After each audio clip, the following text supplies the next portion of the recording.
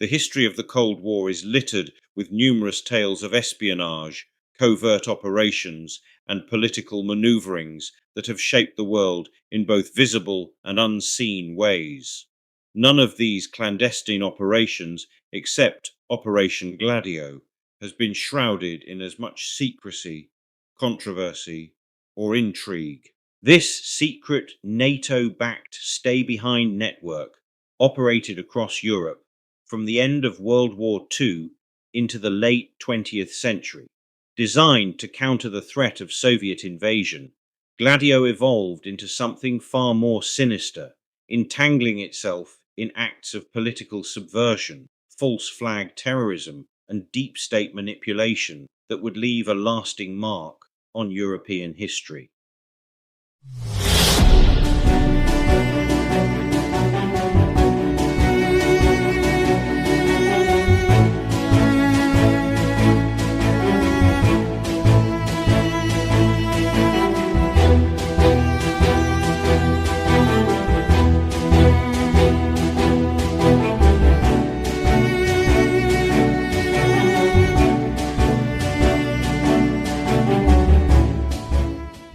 The roots of Operation Gladio stretch back to the closing days of World War II, when the spectre of Soviet expansion loomed over Western Europe. With much of Eastern Europe falling under Soviet control, Western intelligence agencies, particularly the CIA and MI6, began planning for a scenario in which the Red Army could overrun countries like Italy, France, and West Germany. Inspired by the success of resistance movements against Nazi occupation, these agencies conceived a network of secret operatives trained in guerrilla warfare, sabotage, and intelligence gathering, who could form the backbone of an underground resistance should the need arise. These stay-behind armies would be the first line of defense in an occupied Europe. They would hide weapons caches, develop clandestine communications networks, and ensure that, even if conventional military forces were defeated, the fight against the Soviet Union would continue. This network was not limited to Italy. Parallel operations existed in France, Belgium, West Germany, the Netherlands, Greece, Turkey, and even neutral Switzerland and Sweden, all working under the umbrella of NATO's clandestine structure. Though coordinated at a high level by NATO's Clandestine Planning Committee, CPC, and the Allied Clandestine Committee, ACC, each country's stay-behind network operated semi-independently, often cooperating with local intelligence agencies. The United States and Britain provided funding, training, and logistical support, but local operatives carried out the actual missions. Members were recruited from elite military units, intelligence services, and, disturbingly, from the far-right nationalist elements that were deeply hostile to communism. Weapons and supplies were hidden in secret European caches, often in remote areas, forests, or underground bunkers. Specialized training in explosives, sabotage, and psychological warfare was conducted, often in cooperation with the CIA's paramilitary units. Many Gladio operatives were civilians, businessmen, academics, and even politicians, ensuring that in the event of Soviet occupation, resistance could be activated from within society itself. While Gladio networks existed throughout Europe, Italy became the infamous example of how the program drifted from its original defensive purpose into domestic political manipulation.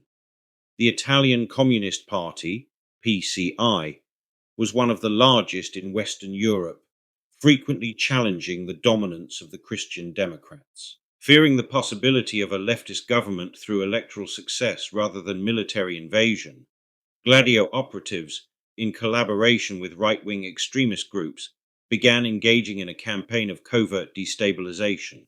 This period, known as the Years of Lead, Anni di Piombo, spanned from the late 1960s to the 1980s and was characterized by political violence, assassinations, and bombings. Some of the most devastating attacks, including the 1969 Piazza Fontana bombing in Milan and the 1980 Bologna train station massacre, which killed 85 people, were initially blamed on leftist groups such as the Red Brigades. However, subsequent investigations revealed that far-right extremists, in collaboration with elements within the Italian intelligence services and Gladio, were responsible. The tactic was part of a broader strategy of tension designed to create chaos that would justify authoritarian crackdowns and prevent leftist political gains. Italy was not the only country where Gladio operatives engaged in questionable activities. In Belgium, the Gladio-linked Westland New Post and Brabant killers were tied to a series of high-profile robberies and murders in the 1980s, seemingly designed to create a climate of fear. In Germany, elements connected to Gladio were suspected of involvement in false flag attacks and Cold War subterfuge. Turkey had one of the most brutal manifestations of Gladio, known locally as the counter-guerrilla. Throughout the 1970s and 1980s, this shadowy organization played a key role in various military coups, extrajudicial killings, and the repression of leftist activists and Kurdish dissidents. Its reach had extended into the Turkish deep state, influencing military and political decision-making for decades. In Greece, a Gladio-linked coup in 1967 established a military junta that ruled for 7 years and suppressed left-wing opposition with brutal efficiency. The Greek branch of Gladio was heavily involved in many counterinsurgency operations, using tactics that blurred the line between national security and political repression. For decades, Operation Gladio had remained one of NATO's best-kept secrets, operating in the shadows with little public knowledge. The carefully constructed veil of secrecy surrounding Gladio began to unravel in 1990 when the then Italian Prime Minister Giulio Andreotti was forced to confirm Gladio's existence in a public statement to the Italian Parliament. His admission was made following the mounting evidence from various investigative journalists and magistrates that sent shockwaves reverberating across the nations of Europe. Governments across the continent were compelled to acknowledge, investigate, or, more often, suppress information about their stay-behind networks. While some nations, like Belgium and Switzerland, had conducted official inquiries into the matter, others in Europe chose to downplay or outright dismiss the revelations altogether. Despite these numerous investigations, much of Gladio's history remains hidden in various classified archives. Many of its operatives and high-ranking intelligence officials took their secrets to the grave, and numerous documents were destroyed or remained inaccessible.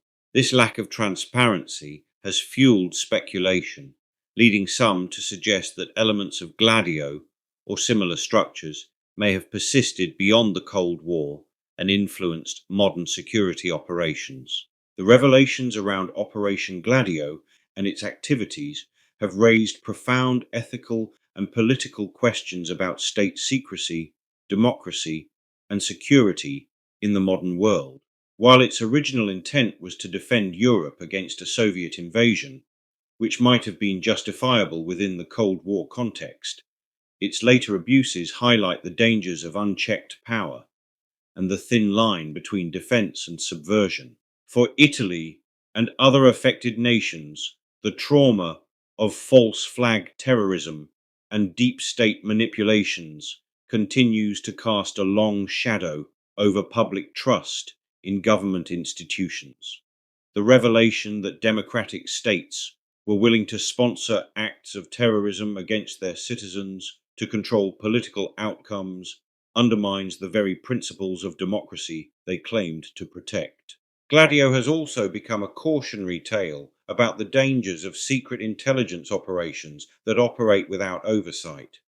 It illustrates how these organizations, even those founded on the noblest of principles, can easily drift into lawlessness when devoid of accountability.